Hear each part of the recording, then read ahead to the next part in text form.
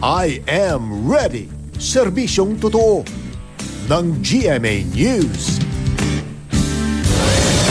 Mga kapuso, binaha ang 2 barangay sa General Santos City po kanina dahil sa magdamag ng pagulan sa lugar.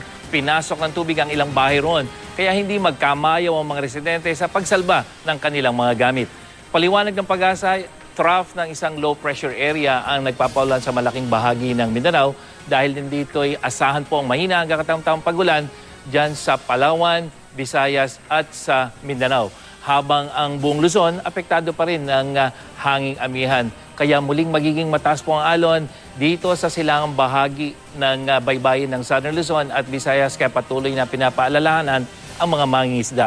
At sa datos ng Weather Central, mababa lang ang tsansang umulan dito sa Metro Manila. 10% mula umaga hanggang gabi po yan.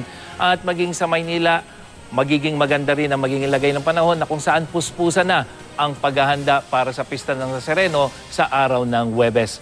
Maayos ang panahon naman ang inaasahan sa malaking bahagi ng Northern, Central at Southern Luzon, pero dyan po sa Palawan at Bicol Region, magiging mas maulap at bahagyang magiging mas maulan. Madalas na maulap na may hanggang katamtamang pagulan naman ang magiging panahon sa malaking bahagi ng Visayas, habang maulap na papawirin na may mga pagulan din sa malaking bahagi ng Visayas. Samantala, ayon sa Pag-asa, isang low pressure area ang posibleng mabuo at pumasok sa Philippine Area of Responsibility sa Biyernes po yan.